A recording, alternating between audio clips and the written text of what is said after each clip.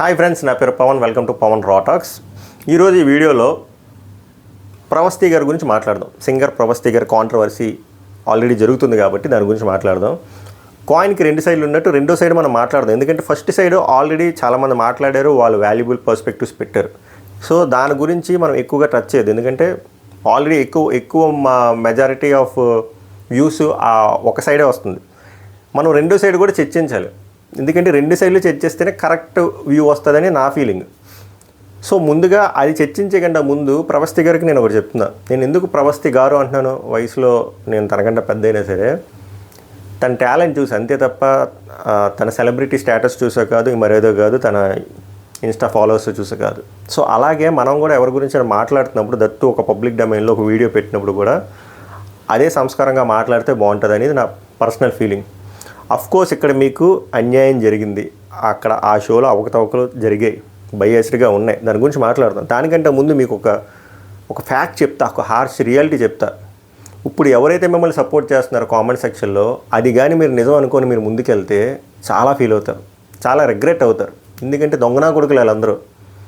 ఇప్పుడు ఇదే జనాలు చేస్తుంది మీ మీద ప్రేమతో కాదు, మరి ఏదో ఒక సానుభూతి కాదు, సింపతి కాదు, ఎంపతి కాదు, ఏం కాదు. వాళ్ళ లైఫ్లో చాలా ఫ్రస్ట్రేషన్ ఉంటుంది, అది ఎలా చూపించాలో తెలియక ఇలాంటి టాపిక్ల మీద చూపిస్తారు. కొంతమందికి సునీత గారు పడకపోవచ్చు, కొంతమందికి చంద్రబోస్ గారు పడకపోవచ్చు, కొంతమందికి కీరవాణి గారు పడకపోవచ్చు, కొంతమందికి ఎస్పీ చరణ్ గారు పడకపోవచ్చు, కొంతమందికి ఈటీవీ పడకపోవచ్చు, కొంతమందికి పాడుతా తీగ షో పడకపోవచ్చు, కొంతమందికి రియాలిటీ షోలే పడకపోవచ్చు. అలాంటి వాళ్ళు ఎక్కడో జరిగిన ఫ్రస్ట్రేషన్ని సుకుమార్ గారు చెప్పినట్టు ఆ ఎమోషన్ బ్యాలెన్స్ చేయాలి కాబట్టి ఇక్కడ చూపిస్తారు, అంతే తప్ప మీ మీద ప్రేమతో కాదు, మీ మీద జాలితో కాదు. సో దయచేసి మీరు అది గమనించాలి. ఎందుకంటే ఇదే కామెంట్ సెక్షన్లో మీకు మద్దతు ఎవరైతే చూపిస్తున్నారో, ఇప్పుడు మీ దాంట్లో నాకు బాగా హట్ అయింది ఏంటంటే, మీ మదర్ని అలా సింగులర్లో మాట్లాడడం, ఇన్సల్ట్ చేయడం, అది తప్పే, 100% తప్పు. బట్ నాకు ఇంకో ఇన్ఫో ఏమొస్తుందంటే, మీరు అక్కడ చాలా మెస్ జరిగింది, దానికి మీరు కూడా ఒక కీ రోల్ ప్లే చేశారు, మీరు కూడా సింగులర్లో మాట్లాడారు అని చెప్పి. సో ఇప్పుడు ఈ మేనేజ్మెంట్ వాళ్ళు తెలివిగా ఒక్క ముక్క కట్ చేసి ఒక వారం 10 రోజులు పోయిన తర్వాత అది పబ్లిష్ చేశారనుకోండి, ఇదే జనాలు మిమ్మల్ని ఎవరైతే లిఫ్ట్ చేస్తున్నారో వెంటనే ప్లేట్ మార్చేస్తారు, దొంగనా కొడుకులాలు. సో అప్పుడు మీరు ఇంకా ఎక్కువ డిప్రెషన్లోకి వెళ్తారు. సో దీన్ని బేస్ చేసుకొని మీరు ముందుకు వెళ్ళకండి దయచేసి. నేను ఒకటే రిక్వెస్ట్ చేస్తున్నాను ఏంటంటే, you are very talented kid అనకూడదు కానీ మీరు టీనేజ్లో ఉన్నారు, వెరీ టాలెంటెడ్ పర్సన్, మీకు చాలా భవిష్యత్తు ఉంది. ఈ రియాలిటీ షోలో ఒక అవకతవకలు జరిగాయని చెప్పి అన్ని దగ్గర అలా అవ్వాలని లేదు. కోర్స్ మీకు అక్కడ ఏదో మిస్టేక్ జరిగింది, మీకు అన్యాయం జరిగింది. సో దానివల్ల ఒక సిరీస్ ఆఫ్ ఇన్సిడెంట్స్ అవ్వడం వల్ల మీరు ఆ సిరీస్ ఆఫ్ ఇన్సిడెంట్స్ని మీరు మిస్ఇంటర్ప్రిట్ చేసుకొని ఒక రాంగ్ జడ్జిమెంట్లోకి వచ్చారేమో నా ఫీలింగ్. ఎందుకురా అంటే, ఇప్పుడు ఫర్ ఎగ్జాంపుల్ మీరు డ్రైవ్ చేస్తున్నారు, సడన్గా ఒక యాక్సిడెంట్ అయింది, తర్వాత బోల్ పంచాయతీ అయిపోయింది. అక్కడి నుంచి మళ్ళీ మీరు మీ డెస్టినేషన్కి వెళ్ళాలి. అక్కడి నుంచి ఆ డెస్టినేషన్కి వెళ్ళే లోపల మీకు చాలా భయంగా వణుకుతూ వెళ్తారు. ఆ మధ్యలో బోల్డ్ యాక్సిడెంట్లు కూడా అవ్వడానికి ఛాన్స్ ఉంది. అదే ఆ ఫస్ట్ యాక్సిడెంట్ అవ్వలేదనుకోండి, చాలా కాన్ఫిడెంట్గా వెళ్తాం, అదే హ్యూమన్ టెండెన్సీ. సేమ్ థింగ్ అక్కడ మీకు ఆ షోలో సమ్ బయాసినెస్ చూపించుంటారు వేరే వాళ్ళకి, కొన్ని చీప్ చిల్లర పనులు చేసి ఉంటారు ఆ ప్రొడక్షన్ మేనేజ్మెంట్లో. దానివల్ల మీరు తెలియకుండా ఏం చేశారంటే, ఏది జరిగినా మిమ్మల్నే పాయింట్అవుట్ చేసి, మిమ్మల్నే కార్నర్ చేసి, మిమ్మల్ని దింపడం కోసం చేస్తున్నారేమో అని ఒక కంక్లూషన్కి వచ్చారేమో అనిపించింది.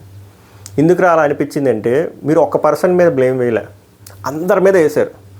సునీత గారి మీద వేశారు, చంద్రబోస్ గారి మీద వేశారు, అక్కడ ఉన్న కంటెస్టెంట్స్ మీద వేశారు, కీరవాణి గారి మీద వేశారు, ఎస్పీ చరణ్ గారి మీద వేశారు, ఈటీవీ మీద వేశారు, పాడుతా తీయగా షో మీద వేశారు, ప్రొడక్షన్ హౌస్ మీద వేశారు, డైరెక్షన్ డిపార్ట్మెంట్ మీద వేశారు, ఎవరిని వదలలేదు. సో ఇంకో వర్గం ఆడియన్స్కి ఏమనుకుంటారంటే, ఏంటి ఈ మొక్కరిదే కరెక్టా, వీళ్ళందరూ రాంగా అనేది కూడా ఆలోచిస్తారు కదా. సో మీరు కూడా ఆలోచించాలి. అక్కడ మీకు అన్యాయం జరిగితే ఆ షో ఒక్కటే కాదు కదా మీ లైఫ్లో ఉన్నది, మీరు ఆల్రెడీ చాలా షోలు గెలిచారు, దీని తర్వాత బోల్డ్ షోలు ఉంటాయి. మీరు అలా మెచ్యూర్డ్గా ఆలోచించి బయటకు వచ్చేసి ఉంటే బాగుంది అనిపించింది ఈ వీడియో పెట్టకుండా. ఎందుకంటే కొన్ని పాయింట్లు మీరు మాటలన్నీ కూడా కొన్ని డీమీనింగ్గా అనిపించాయి. ఇప్పుడు మీరు కొన్ని కంటెస్టెంట్ల పేరు తెచ్చారు, అది నాకు చాలా తప్పుగా అనిపించింది. ఎందుకంటే ఫర్ ఎగ్జాంపుల్ మీరు ముందు సీజనే లాస్ట్ ఇయరే ఇంకో శాటిలైట్ ఛానల్లో మీరు విన్నర్ అయ్యారు. ఆ షోలో వేరే కంటెస్టెంట్లు వచ్చి ఇలా వీడియోలు పెట్టి ప్రవస్తికి బయాస్డ్గా ఆమెను గెలిపించారు, మాకు అన్యాయం జరిగింది, మమ్మల్ని తొక్కేశారు అని చెప్పి మీ వర్షన్నే అటువైపు వేసి చూడండి ఒకసారి, మీకు ఎంత హట్టింగ్గా ఉంటుంది. అలా కంటెస్టెంట్ల పేర్లు తేవడం డైరెక్ట్గా నాకు రాంగ్ అనిపించింది. ఇంకోటి వచ్చేసరికి మీరు బాగా జడ్జిమెంటల్గా ఉన్నారన్నట్టు నాకు అనిపించింది. ఎక్కడరా అంటే చంద్రబోస్ గారు లిరిసిస్ట్, లిరిక్సే మాట్లాడాలి, లిరిక్స్ గురించే జడ్జ్ చేయాలని చెప్తున్నారు కదా, తప్పది. జడ్జిలు ఏం చేయాలని మనం చెప్పకూడదు, అది వాళ్ళకి తెలుసు. వాళ్ళకి ఆ స్థాయి ఉంది, ఆ స్టేచర్ ఉంది కాబట్టి అని అక్కడికి తెచ్చారు. ఆస్కార్ వరకు వెళ్ళారు కాబట్టి వాళ్ళు గొప్ప అనట్లేదు, వాళ్ళ ఎక్స్పీరియన్స్ మనకు తెలుసు కదా. 40 ఏళ్ళు ఇండస్ట్రీలో ఉన్నారు, వాళ్ళకి తెలియదా. చంద్రబోస్ గారు లిరిసిస్ట్తో పాటు చాలా మంచిగా పాటలు పాడతారు, మ్యూజిక్ మీద ఆయనకి అవగాహన ఉంది. సో ఆయన ఏం చేయాలి అని మీరు చెప్తున్నారు చూసారు మీ వీడియోలో, అది నాకు రాంగ్ అనిపించింది. ఇంకోటి నేను మీ ఇంటర్వ్యూలు చూశాను, మీరు చేసిన పెద్ద తప్పు ఏంటంటే వీడియో పెట్టడం తప్పు. రెండోది ఆ షో, ఇంకో ఆయన చెప్పినట్టు షో ఆ టెలికాస్ట్ అయిపోయిన తర్వాత అయినా చూసి ప్రాపర్గా అనలైజ్ చేసి వీడియో పెట్టాల్సింది, మీరు అది ఆగకుండా ముందే పెట్టారు. సో ఆబ్వియస్గా కట్ చేసి పెడతారు, సో మీకే మళ్ళీ హేటెడ్ వస్తుంది. రెండోది ఏం మాట్లాడుతున్నాను,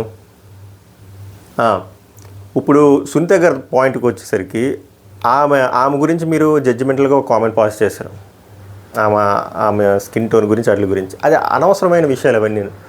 మీరు ఏం చెప్తున్నారు, ఆమె మీద వేసిన ఫస్ట్ ఎలిగేషన్ ఏం వేశారు, ఆమె నేను స్టేజ్ మీదకి వచ్చినప్పుడు నా మీద కొంచెం వియర్డ్గా చూస్తుంది అంటే ఆ ఫేషియల్ ఎక్స్ప్రెషన్ నాకు నచ్చలేదు, నా సెల్ఫ్ ఎస్టీమ్ తగ్గిపోతుందంటే, ఫస్ట్ థింగ్ మీరు మామూలుగా ఆలోచించండి లాజికల్గా. ఒక పర్సన్ వచ్చినప్పుడు అలాగ చూస్తే ఆమెకే నష్టం కదా, ఆ టెలికాస్ట్ అయితే మీకు కాదు కదా. అలాంటప్పుడు ఒకవేళ నిజంగా ఆ పర్సన్ అంత కన్నింగ్ అయినప్పుడు వాళ్ళు వెనక నుంచి చేసుకొని వస్తారు, కానీ ముందు నుంచి డైరెక్ట్గా ఫేస్ మీద ఎందుకు ఎక్స్ప్రెషన్ చూపిస్తారు. అండ్ దట్ టు మీరు అది ఆన్ ద లైవ్ మీరు చూసారా అంటే మీరేం చెప్తున్నారంటే, లేదు అక్కడ నేను చూడలేదు, నేను టెలికాస్ట్ అయిన తర్వాత చూశాను అన్నారు. టెలికాస్ట్ అయ్యింది ఎడిటెడ్ వర్షన్ కదా, లైవ్ వర్షన్ కాదు కదా. లైవ్ వర్షన్కి ఎడిటెడ్ వర్షన్కి చాలా డిఫరెన్స్ ఉంటుంది, ఎక్కడెక్కడ కట్టలు ఎక్కడెక్కడో పెడతారు. సో మీరు దాన్ని కంక్లూడ్ చేసి ఒక స్టేట్మెంట్ పాస్ చేసి, స్టేట్మెంట్ కూడా కాదు ఒక ఎలిగేషన్ పాస్ చేయడం నాకు రాంగ్ అనిపించింది. అఫ్ కోర్స్ అక్కడ ఆమె ఏమో బయస్డ్గా ఉండొచ్చేమో. ఇప్పుడు ఏ రియాలిటీ షో రియల్గా జరగదు, చాలా బయాస్డ్గా ఉంటాయి, అవకతవకలు ఉంటాయి, అవన్నీ ఉంటాయి. ఇప్పుడు అలా అని చెప్పి ఆ షోలో గెలకపోతే మనకు లైఫ్ ఎండ్ అయిపోయినట్టు కాదు కదా. ఇప్పుడు చాలా రియాలిటీ షోలో విన్నర్లు తర్వాత ఏమీ లైమ్ లైన్లోకి రాలేకపోయారు, మధ్యలో వెళ్ళిపోయినారు. ఇప్పుడు మీరు 12th పర్సన్ 11th పర్సన్గా వెళ్ళిపోయారు అన్నారు కదా, అలాంటి వెళ్ళిన వాళ్ళు కూడా చాలా సక్సెస్ఫుల్ పొజిషన్లో ఉన్నారు. ఇప్పుడు ఫర్ ఎగ్జాంపుల్ డీ షో చూడండి, ఇప్పుడు శేఖర్ మాస్టర్ ఉన్నారు, విన్నర్ కాదు.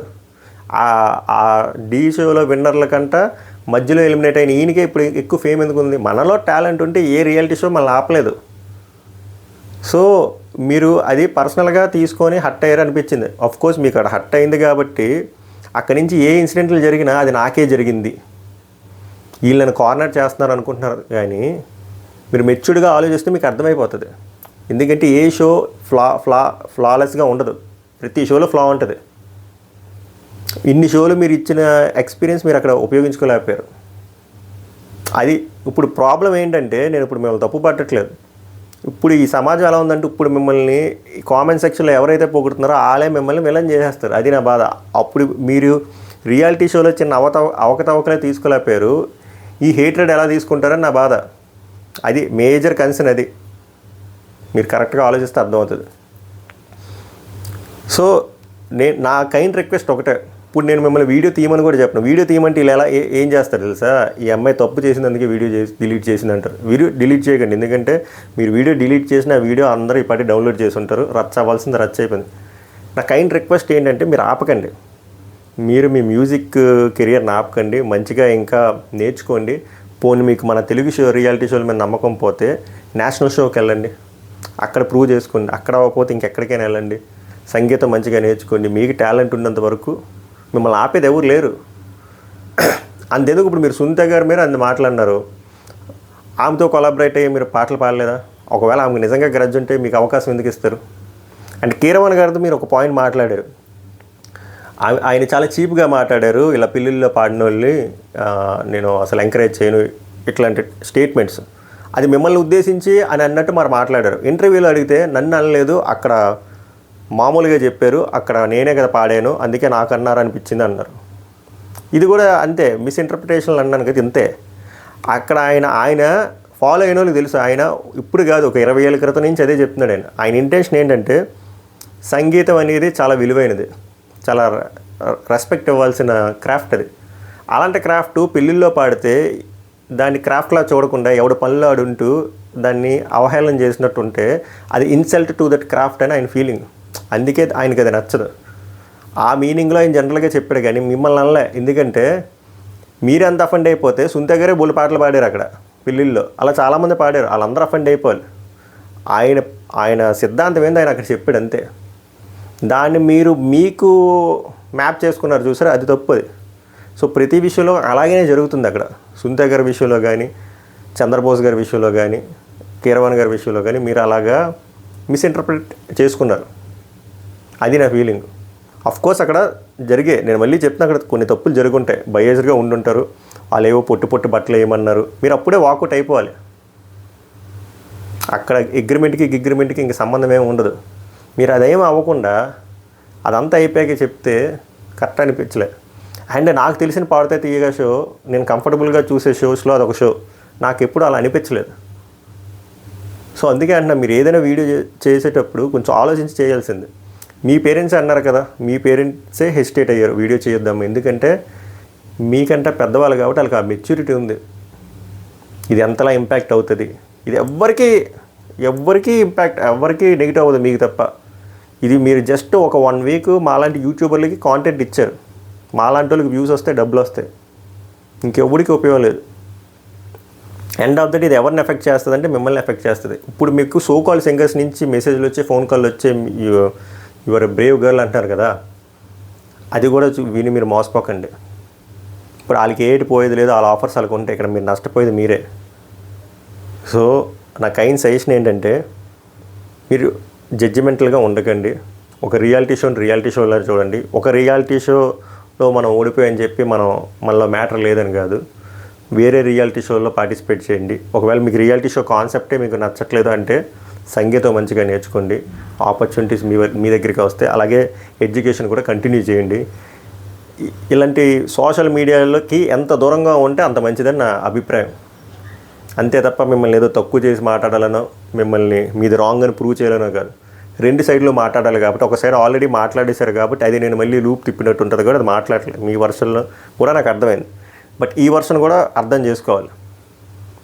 That is called maturity. I hope వ్యూవర్స్కి అర్థమైంది నా వర్షన్ అని అనుకుంటున్నా. సో దయచేసి దీన్ని డ్రాగ్ చేయకండి. దీన్ని మళ్ళీ పొలిటికల్ దాని వైపు డ్రాగ్ చేయడం, క్యాస్ట్ వైపు డ్రాగ్ చేయడం, రిలీజియన్ వైపు డ్రాగ్ చేయడం, దయచేసి మీ కాంటెంట్ కోసం దీన్ని, ఈ అమ్మాయిని బలిపశువు చేయొద్దు.